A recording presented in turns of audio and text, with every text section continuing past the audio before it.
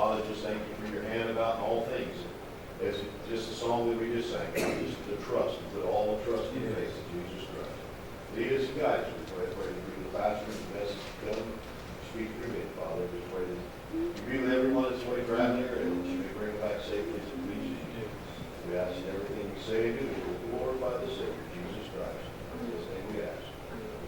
Amen. Thank you. You may be seated. Well, I'm so glad that we can lean on that everlasting arm. Let's sing about it. What a fellowship, what a joy divine, leaning on the everlasting arm. What a blessedness, what a peace of mind, leaning on the everlasting arm. Leaning, take back secure from all alarm. Leaning on the everlasting arms. Oh, how sweet to walk in this pilgrim way, leaning on the everlasting arms. Oh, how bright the path grows from day to day, leaning on the everlasting arms. Leaning, safe and secure from all alarm. Leaning on the everlasting arms. Oh, how sweet to walk in this pilgrim way, leaning on the everlasting arms. Oh, how bright the path grows from day to day, leaning on the everlasting arms. Leaning, safe and secure from all alarm. Leaning on the everlasting arms. What have I to dread? What have I to fear? Leaning on the everlasting arms. I have blessed peace with my Lord so near. Leaning on the everlasting arms. Leaning, safe and secure from all alarm. Leaning on the everlasting arms. Amen. Well, the Great Commission tells us that we must tell about Jesus. Of course, I must tell Jesus. And we need to go to Him so that He'll take care of all of our problems. We seem to go to the world and go to everybody else to solve our problems, and we must go to Jesus. He's the one that'll take care of us. I must tell Jesus. Let's sing about it now. I must tell Jesus all of my trials. I cannot bear the burdens alone. In my distress, He kindly will help me. He ever does and cares for His own. I must tell Jesus. I must tell Jesus.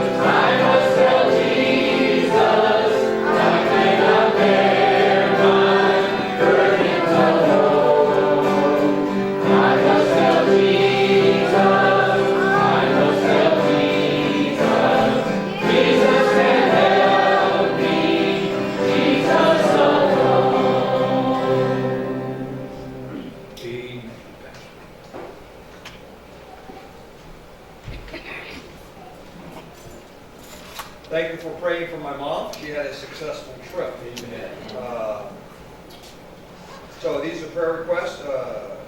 Steve, Teresa, you two. Yeah. Who would take you? I bet you're fun to travel with, huh? You should be thanking them. The three of them are headed to Kansas on Saturday with, so they asked for traveling mercies, okay?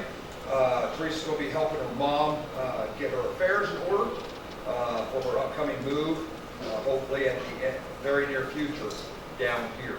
And so praying for wisdom. No, that is not air, that's heat, okay? It was a little cool in here tonight. Ricky asked for prayer for first responders, and then also for the Greg Garza family. If you heard yesterday, there was a fire, and a San Antonio firefighter lost his life fighting that fire. It's Talon knew him, actually worked at the station. The same station. And here, and the other irony of it is that this same man had been at the school that Angel teaches at last week. And so, so pray for the Greg Garza family for comfort in this time. Also for Dan and Nancy Red out traveling, and for Cassie for school and work. Continue to pray for Pat. Is leaving Warm Springs. He should have left. It's going to be Friday. Will be Friday? Okay. Yeah, so pray for him and going to a nursing home. So pray for Pat and pray for all the family for wisdom and comfort in that time. And yes. My uncle, Donald Talley, my father's brother, passed away Saturday. Okay. So they're going to have a funeral on Friday. Okay, so you're going to go down there? Yes. Okay. You would pray for him. Okay, so pray for David's family, and then also pray for their traveling as he's lost an uncle passed away. So those are the prayer requests. Yes, ma'am. We found out today that next week Leah will be going to see her oncologist to be put into some drug trials. Okay. To try to shrink the tumors. Awesome. To dissolve them up and stuff. So just to see if she's a fit and Okay. next week. Continue to pray. This is the second time at this, right? Well, the first time she wasn't old enough and she didn't fit the thing. This one started last week and they're saying that she's a good fit for it. Okay, so pray that Leah can get into. That's what you want is to pray for her to get into the trial, Get right? into the drug trial. Absolutely, absolutely. Okay, you're going to have to translate there, Amanda. So, okay, what, Levi?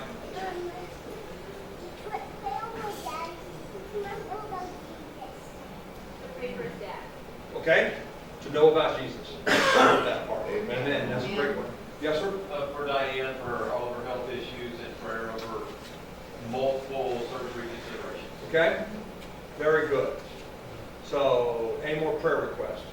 I got to praise. I got over whatever I had earlier. Amen. Amen. And to continue to pray for the crud. People who have the crud, that it will be gone. Okay. So those are praises and prayer requests. If you have any unspoken requests, you can raise your hand. Okay. And remember those for salvation. Let's go, Lord, in prayer. Heavenly Father, Lord, we just thank you that we can come and we can tell you, Lord, of all of our burdens. Lord, these requests, Lord, are our needs. Lord, we just ask that you just help us, Lord, to look to you and that you would just answer according to your will. Father, we lift up Pat to you right now, Lord. We just ask that you just help him in the transition from the rehab facility to the nursing home. And Father, you give grace and you give the family wisdom and comfort this time.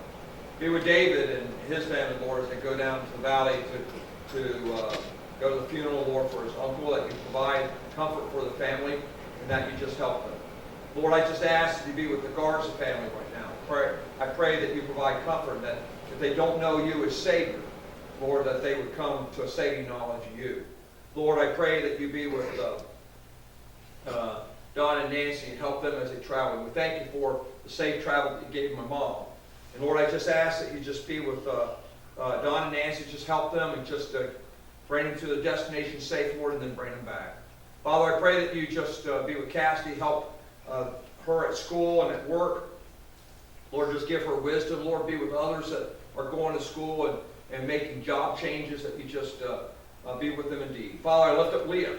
Lord, I ask that you just be with this appointment next week, that she could get into this drug study, and that she would be able to be a candidate in the Lord, and that the drugs would work, Lord, for your glory. Lord, I pray that you be with the other first responders, and just ask that just give them grace and protection, Lord, as they protect us. Father, I pray that you be with the petitioner family as they travel, that you just give them safety. Father, I ask that you just give them wisdom, Lord, as they deal with Linda, and just help her, Lord, as she makes arrangements, Lord, that she would be able to come down here. Lord, I ask that you be with Levi's dad. Lord, I just ask that you just help him, Lord, to come and follow you with all of his heart. And Lord, I just pray that you just be with all these family situations, Lord, that you show yourself strong, and that right would be done. Lord, I lift up Diane, just ask that you just help her, and help her to gain strength. And Father, just be with all these tests and procedures, that they would be successful. Lord, I ask that you just be with the unspoken requests. Each hand that was raised, Lord, I ask that you provide your grace and your mercy. I pray that you just provide restoration and reconciliation. Lord, I pray that you provide wisdom. Lord, I ask that you just help in times of need, Lord, and show yourself strong. Father, I ask that you just be with those that need you most, for those for salvation. Lord, I lift up Terry Burgad and Brett. I lift up, once again, Levi's dad. Lord, I pray that you be with Bobby Gentry and Alex and Carlos and Vincent. Father, I pray that you just be with Harold and Amanda and Paul and Andrew. For Pete and Allison and Scott and Travis and Steve and Mike and his son. For Julio and Mitchell, for Ray and Ray Valdez, for Roy Garza. Father, I pray that you be with Margarita and Naphtali, Lord, for Michael Ramos, Lord. Others that do not know you, Lord, for lost family members. Lord, I pray that these would come to a saving knowledge of you before it's eternally too late. Father, you came and you sent your Son. You sent your Son to die on the cross for their sins. And I hope that they would come to a saving knowledge and receive the gift before it's eternally too late. Help us, Lord, to be about your business. Help us, Lord, to share the gospel. Help us, Lord, to have compassion on those, Lord, but be moved by your Spirit, Lord, that would be responsive to it. Lord, we lift up those that aren't here, Lord. We, for various health reasons, Lord, I just ask to restore them to health. Father, we thank you, Lord, for Jeremy to be able to get better. And Lord, we just ask that you be with this lesson tonight. Father, help us, Lord, as we study your word, that it would just come alive to us, Lord, and that we would see the truth. We ask all these things in your Son's name. Amen.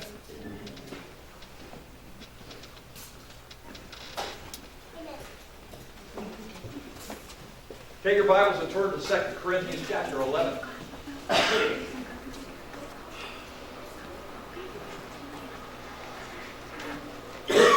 2 Corinthians chapter 11. Paul has been dealing with this letter, through the letter to the Corinthians, dealing with critics.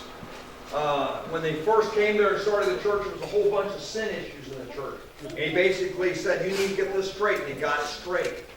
But then there's also these distractors. And folks, when you're trying to do something good, there's always someone that's trying to hold you back. And what we need to understand is that with God, we can do what? Everything. Nothing is impossible with him. So in verses 1 through 18, basically the whole chapter of 2 Corinthians chapter 10, we see how you can conquer critics. And the question is, sometimes we have to meet criticism head on. In verses 1 through 7, there were two charges made in this chapter. The first charge made in the first 7 verses was that Paul was being a coward. He was going to write these letters, but when he would show up, he wasn't saying the same thing. And that's not, so he's being what? Two-faced. And oftentimes, have you ever been called two-faced? We all have at one time or another. And so, instead of getting angry and taking things on himself and for himself, he had a Christ-like response in meekness and gentleness by the Lord Jesus Christ. Folks, no matter what happens to us, we need to respond like Christ. Because that is a test to draw us closer to him. Paul had confidence against the charge because he knew it was baseless. And folks, when you know that you're standing for the truth, you stand for the truth. And then his defense, he did not war after the flesh. He didn't take matters into his own hands. And basically what we need to understand is that everything that happens, every trial that happens in our life is a spiritual battle. Whether or not we'll draw closer to God or we'll try to do it in our own way and make ourselves God. We need to let these trials, we need to understand the source of these things and basically fight the spiritual fight. He didn't want to be severe with all of them, and he cited his critics' bias. Basically, they thought they were better than him. And the question is what worldview do you have? Do you have a worldview that's influenced by the world and by secular thought? Or do you have a worldview that's biblical? Do you have a worldview that as Christ loves the world, we will love sinners and we will do what he's asked us to do? So that was the first charge. In the last part of the chapter, he answers his second charge about being weak. His defense was this: you wait till I get there and you will see my strength. You know, we often say, you just wait till your dad gets home, right? Okay? So, it's easy to criticize someone who's not around. It's easy to talk about someone behind their back. It's easy to talk to someone else about some other person. And folks, what we need to do is if we hear that stuff, so don't be no part of it. Don't be any part of it at all. His second defense was that they commended themselves. They said, we know what we're standing for. They were comparing themselves against others and not comparing themselves against God. To say that you're stronger than somebody so you feel better is the wrong thing to do. Third, the proof was in the facts. There was a church down in Corinth where there wasn't before, and that was because of Paul and his ministry. Yes, there was others involved. There was Apollos and others that were involved. But Paul was the main force behind getting that church started. You can't argue successfully against facts. James 2:18 says, I'll show you my faith by my what? Works. And then the real issue is that whatever man may say, that's one thing. But what would the Lord say about you? What would the Lord say about us this week? Are we pleasing Him? Or do we have some issues that we need to kind of get fixed? So that is chapter 10 of 2 Corinthians. The first 15 verses gets more into a study of the falsehoods that were going on in the church. And so tonight we're going to talk about how to avoid false teachers. And Paul's going to talk about his authority as an apostle, and we'll get into a very familiar passage as we get to the end of this chapter. But we're going to look at the first 15 verses of 2 Corinthians chapter 11 tonight. The theme is this. 1 John chapter 4 verse 6 says that we are of God. He that knoweth God heareth us. He that is not of God heareth not us. Hereby know we the spirit of truth and the spirit of error. Paul has already taken these people, these false apostles, head on. So, in verses 1 and 2, we can see the fight. There is a fight between truth and error. For everything God does, Satan wants to imitate and draw you away. Any situation could be a test or a temptation. So in the first two verses of 2 Corinthians chapter 9, it says, would to God ye could bear with me a little in my folly. What Paul's saying here, he's going to start talking from his heart. He's always been talking from his heart. He says, I want you to indulge me a little bit here. And we're going to talk about my credentials versus the other people. Christ himself said, "By their fruits ye shall know them." James says, if you have faith, you're going to have works that match it up. Faith with just words is not faith. What are these people that are accusing Paul doing for good? What are they doing for God? He said, "And indeed, bear with me, for I am jealous over you with godly jealousy. For I have espoused you to one husband, that I might present you as a chaste virgin to Christ." In the church,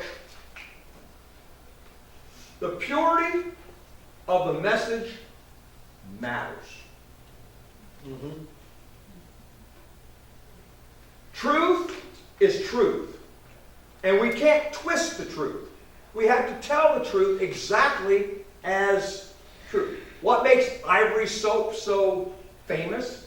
Because it's 99 and 44 was, 100% pure. The purity of the message matters. We must sincerely believe the truth. There's a lot of people out in the world today says, it doesn't matter what you believe as long as you're sincerely believing it. We know that that is error. This last Sunday, there's only one foundation that you can build your house, your spiritual house on, and that is Jesus Christ. It does matter what you believe. And don't ever fall down the trap and say, well, you can believe your way and I'll believe my way. No, you need to believe the right way. We need to believe the right way. And folks, if we truly hold to what is right, we'll be jealous for it. We'll be jealous for it. Paul here is jealous over the church for the truth, because the purity of the message matters. Are you jealous for the reputation of our church? Are you jealous for your testimony? We need to have that with a godly jealousy, because the purity of the message matters. The purity of the church matters. Because Paul says, I have led you, their spirit, he has led them to Christ. They are going to be part of the bride of Christ, which is the church. And just as the Father leads the bride down the aisle, Paul is saying, look, he says, you should only be married to God, to Christ. And I'm jealous.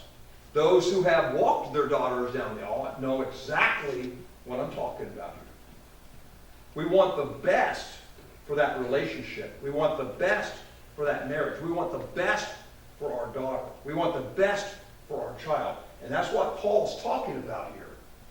And he said, I want to present you, Corinthian church, as a chaste virgin to Christ. What does chaste mean? Pure. Okay? No evil, no blemish. Paul desired to present the church to Christ with purity. Now, we wrestle not with flesh and blood, but what? With principalities and powers and spiritual wickedness in high places. There is a spiritual warfare going on. And it's going on for the souls of men. It's going on for the testimony of Christians. It's going on for the reputation of the church. And we need to have a godly jealousy for this. We need to want to be pure. We need to want to be holy. In 1 John chapter 4, verse 1, the same chapter that we used in the introduction here. It says, "Beloved, believe not every spirit, but try the spirits, whether they are of God, because many false prophets are gone out into the world." 2 Peter chapter 2, verse 1. "But there were false prophets also among the people, even as there shall be false teachers among you, who privily shall bring in damnable heresies, even denying the Lord that brought them, and bring upon themselves swift destruction." We're going to see here shortly in Matthew about the false Christ. John writes in 1 John, there are going to be many antichrists. This is the last days, and there's going to be more and more. Folks, we got to want the message, the purity of the message, with a godly jealousy. We need the purity of the church with a godly jealousy, because the world's going totally the other way. And I fear that there's too much of the world in the church today. I fear that there's too much in the world in Christians today. We need to get jealous for the truth. It's a fight. It's a fight. The problem is found in verses 3 through 5. So, and you can hear Paul's heart. You can see Paul's heart. This is what I fear. And folks, I fear for our church. We need purity. We need unity. We need it because we're running out of time. Redeem the time, for the days of what? Evil. So verse 8 says, "But I fear lest by any means, as the serpent beguiled Eve through his subtlety, so your mind should not be corrupted from the simplicity that is in Christ." The Bible also talks us that we're supposed to be simple concerning the truth. What does that really mean? It means don't think about it. Accept it for what it is and live it. Don't have to analyze it. You just have to accept it. So we need to be simple. And we need to, Christ said, if your eye be single, your whole body is what? Full of light. But if your eye be evil, your whole body is full of what? Darkness. And then how great is that darkness? He says, "For if he that cometh preacheth another Jesus, whom we have not preached, or if you receive another spirit, which ye have not received, or another gospel, which ye have not accepted, ye might well bear with him." So if you're believing falsehoods, go ahead. But that's not why I came to Corinth. He came to Corinth because he was what? Jealous for the truth. Jealous for the message. And then he says, "For I suppose I was not a whit behind the very chiefest apostles." What had happened at Corinth, and what had happened in all these churches, is that after the church got started, people came in that called themselves apostles. They were trying to say, "We're sent from Jerusalem. We'll tell you really, we have first-hand knowledge of everything, and we're going to tell you how you need to live." That Paul stuff, that's okay, but you really need to do this. There's no record of them trying to get the body of Christ there circumcised. But like the Galatians, like the Judaizers did.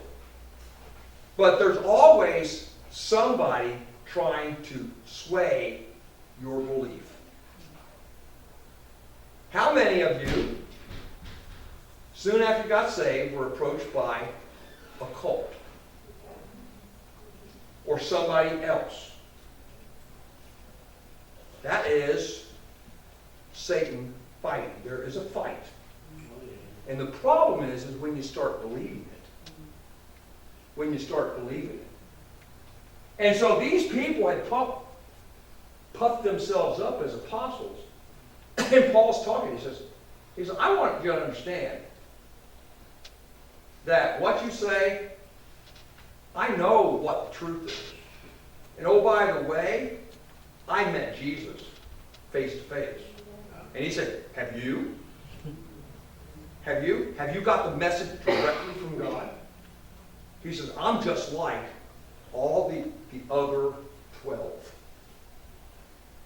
So Paul is now starting to assert his authority here.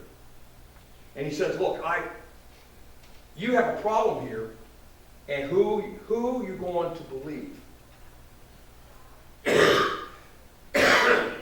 In verse 3, as Paul uses the illustration of the temptation of Adam and Eve, and I'll put Adam in there too. It wasn't just Eve's problem. It was Adam's problem. If Adam had showed true spiritual leadership in his family, she wouldn't have done that. My question was, where was Adam when Eve was tempted? Husband, where are you when your wife is tempted? Wives, where are you when your husband is tempted? Parents, where are you when your kids are tempted? Because if you're around, you are God's protection. And if you don't do, this is what can happen.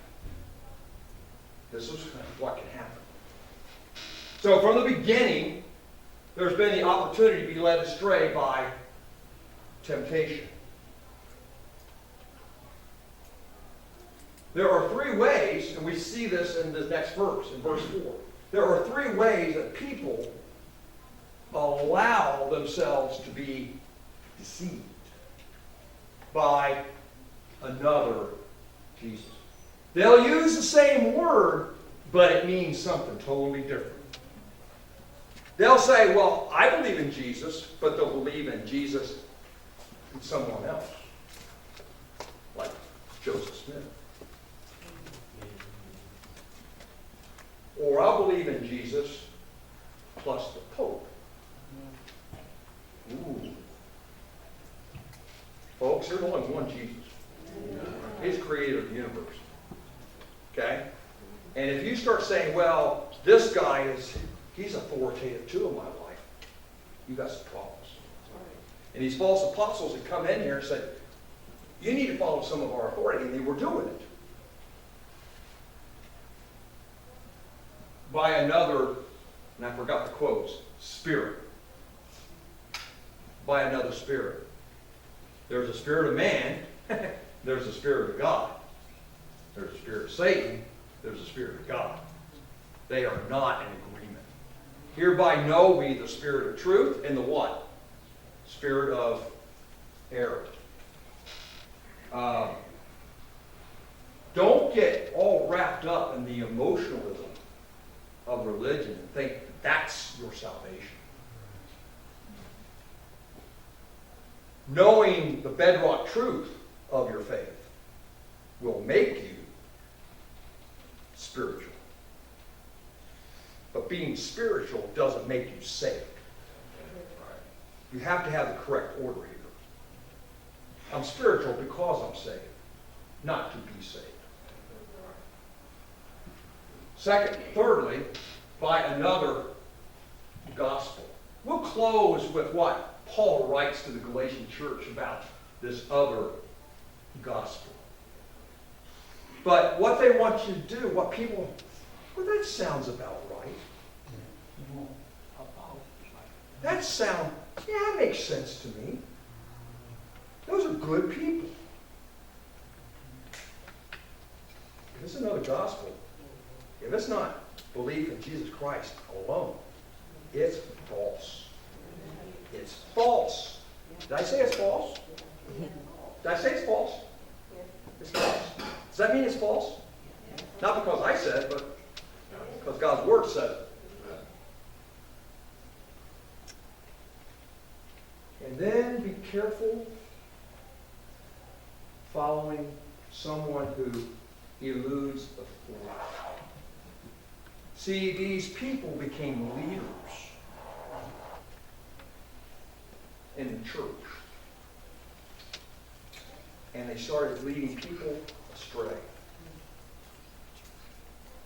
Be concerned about people who want position. Be concerned about people who want control. Be concerned about people who think that they have a better idea. That's what they were doing. Paul's not there. He's just writing a letter. He's not there. And when something like that comes in and people not stand up for the truth and say, that's not right, you can have a church falling away or people falling away. So, Satan has gotten into the church. Satan's gotten into the Corinthian church and got a foothold. But the weapons of our warfare are not what? Carnal.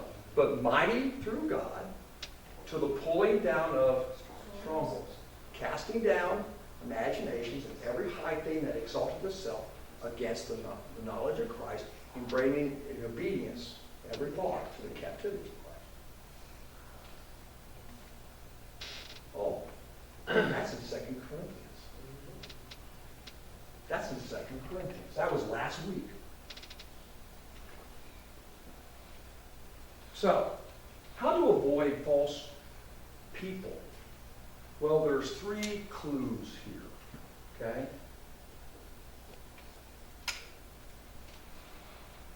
They think that style is more important than truth. So to avoid false teachers, truth is the most important thing. It's not how it's delivered. It's not how it's packaged.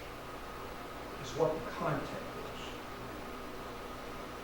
is. In 2 Corinthians chapter 11, verse 6, it says, "But though I be rude in speech, yet not in knowledge, but we have been thoroughly made manifest among you in all things."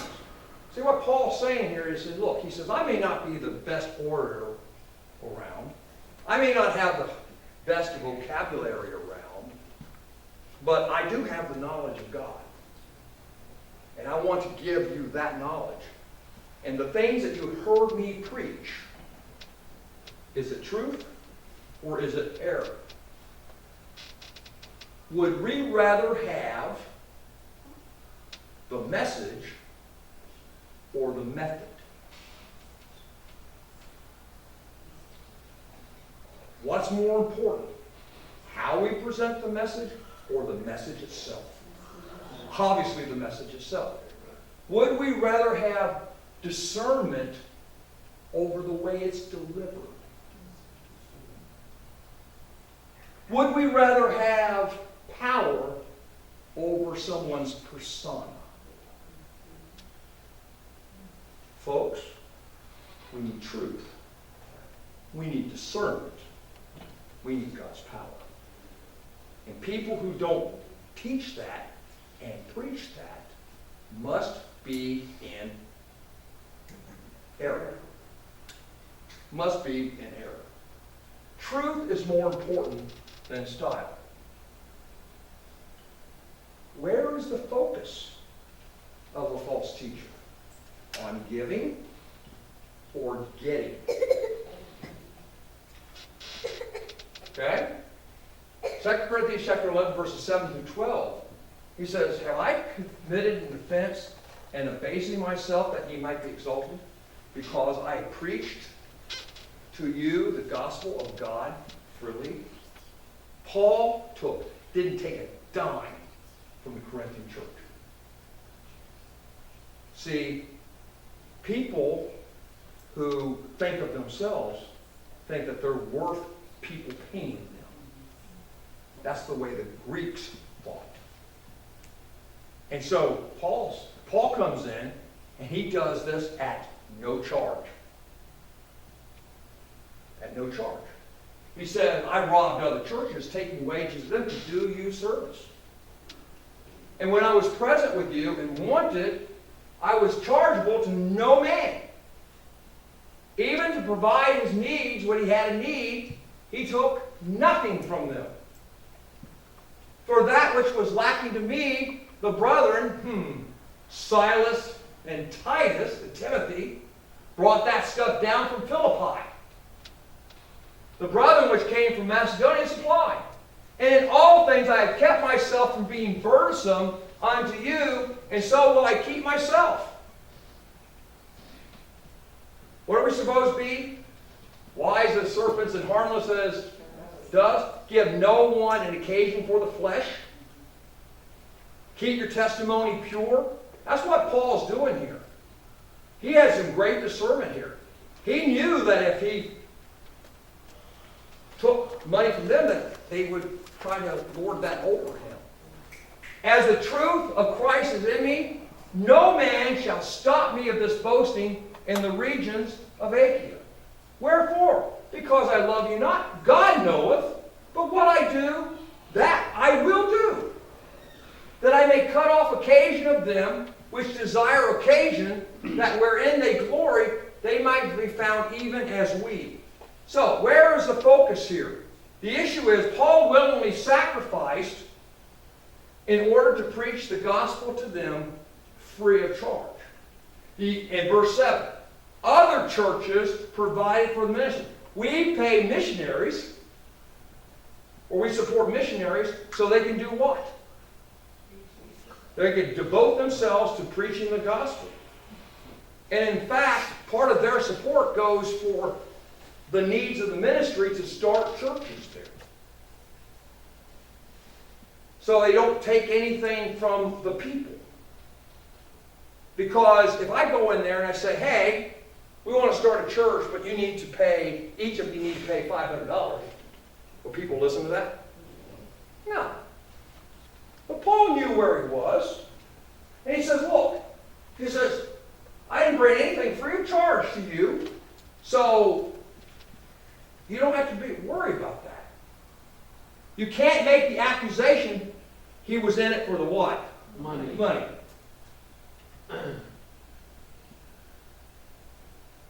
In verse 9, he says, I had things my necessity, but I didn't burn you.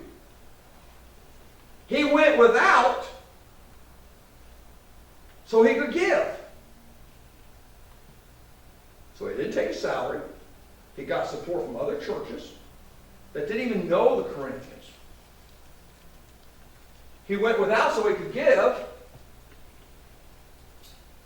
And he had a clear conscience doing it. He says, I'll boast. He had no regrets of the sacrifices he made. He was happy to do it. You know why? Because he wanted them the truth and the purity of the message with a what? Godly jealousy. He says in 1 Corinthians, he says, I'm compelled to preach the gospel of Christ. His sacrifice demonstrated his love for them. Once again, like he said back last chapter, the proof's in the facts. He did all this for them to grow. He did all this for the gospel of Christ. He did all this for the kingdom of heaven. So, where's the focus? In Paul. It was on God. It wasn't on him. And right there, it takes away all of the carnal arguments. It takes away all the worldly arguments. People say, you're out of your mind for doing this. You're out of your mind for doing this. Lastly, evil often wins by just twisting the truth just a little bit. In the rest of this passage, it says, for such are false apostles. Okay? Who's he dealing with in the Corinthian church? False apostles. Deceitful workers. Who's he dealing with in the Corinthian church? Deceitful workers. Transforming themselves into what? The apostles of Christ. You know, oftentimes you say, okay, here's brand A, here's brand B. Let's do a taste test. Which one's got it? Brand A or brand B? And so, Paul's brand A, everybody else is brand B. You should have got what?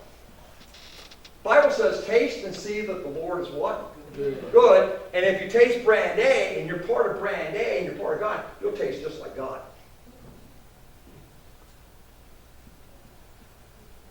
And no marvel, for Satan himself is transformed into an angel of light. Therefore is no great thing if his ministers also be transformed as the ministers of righteousness, whose end shall be according to what?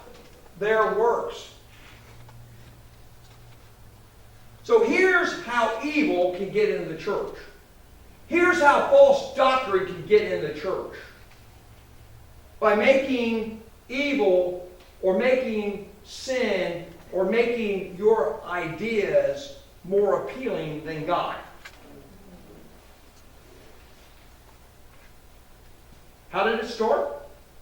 Just like Adam and Eve, he says, like the Talley, Satan went in there. The second thing, to cause doubt. Well, Paul said this, but Sam said this. And that stuff that Sam says makes a whole bunch more sense than what Paul said. And Sam's way of believing kind of fits with my ideology. It makes me feel good. This Paul thing, he talks about holiness and being righteous and everything else. That really doesn't appeal to me because that's too much work. That really takes a commitment out of my life. But over here, Sam, oh boy, that Sam guy, he's such a great talker. Boy, he dresses nice. He's got all these great illustrations. He's got all these great applications. He talks to me. This Paul, he just keeps on talking about God all the time.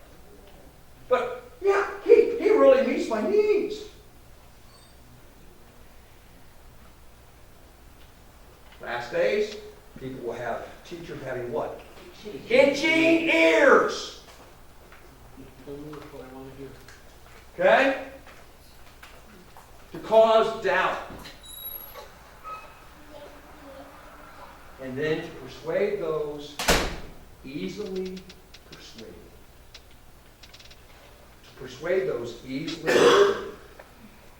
Once you start looking the other way, once you start turning the other way, it's easier to keep on turning. Because there's momentum there. There's inertia there. If you don't know the truth, then you'll believe anything.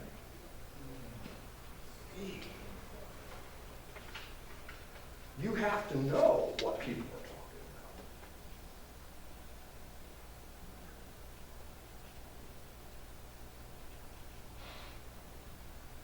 It was interesting that we get people come and say, you know, I haven't heard a message preached like that in years. Yeah. Folks, we're going to stand for the truth. Yeah. Not about persona. We can have projectors break. We can have all sorts of things go wrong. But we need to have a godly jealousy for purity and for righteousness.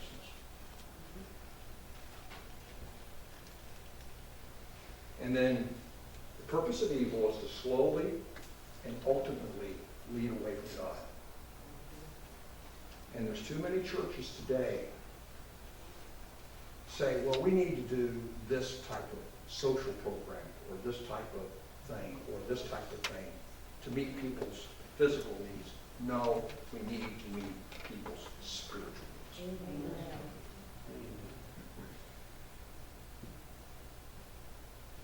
Are we jealous with a godly jealousy?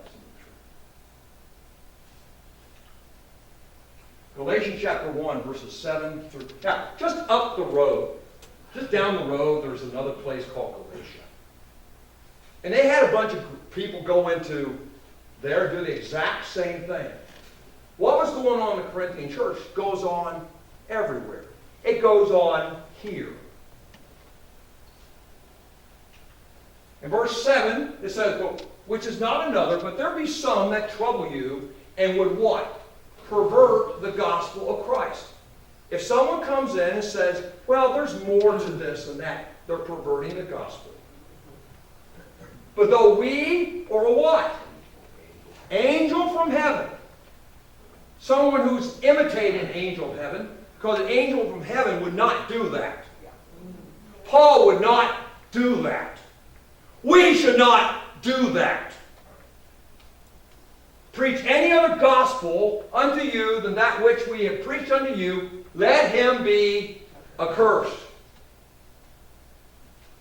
As I said before, if you didn't get it right the first time, let me say it again. So now say I now again, if any man preach any other gospel unto you than that we have received, let him be accursed. Did you get it? How many gospels are there? One.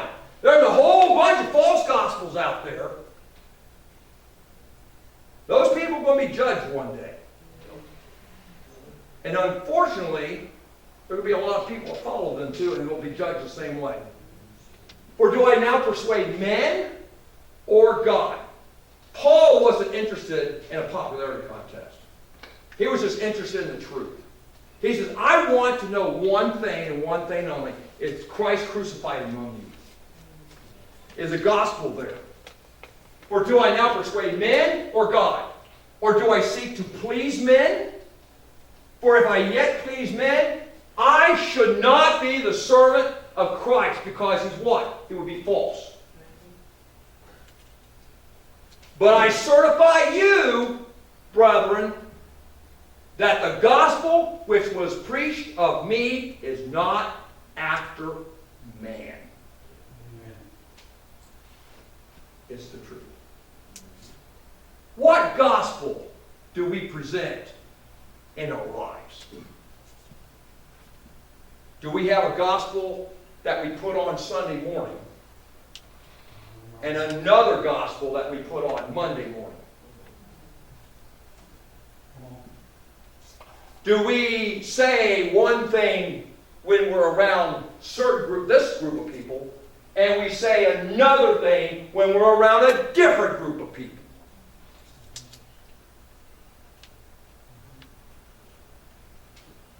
Do they see God and taste God,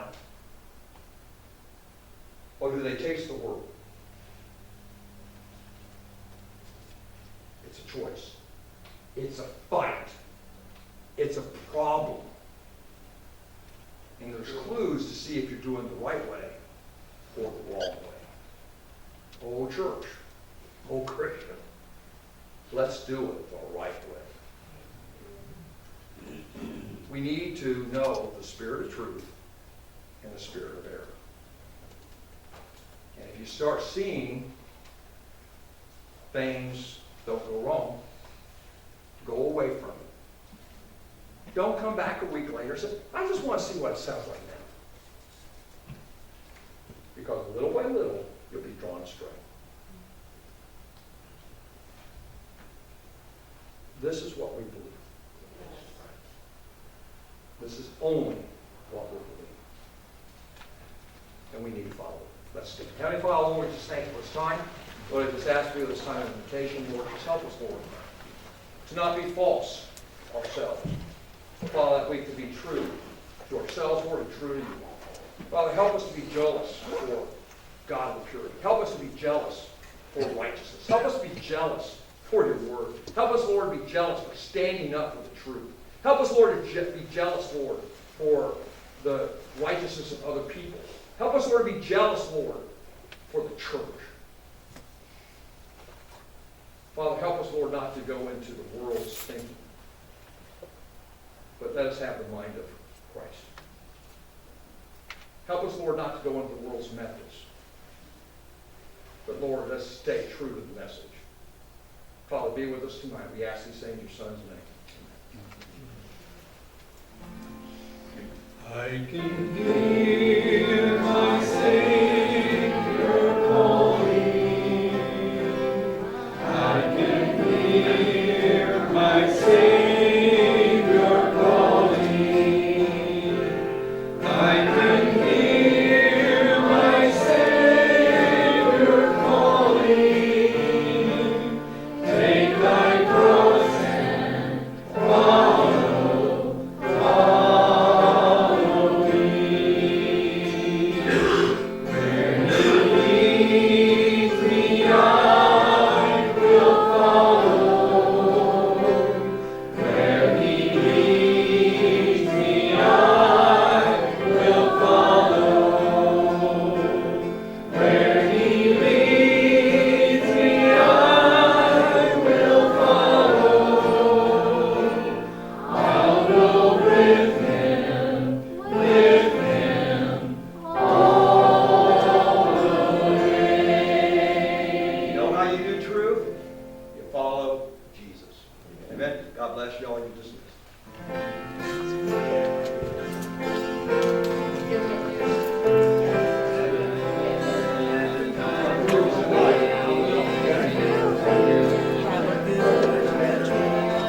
bless you. Oh, yes.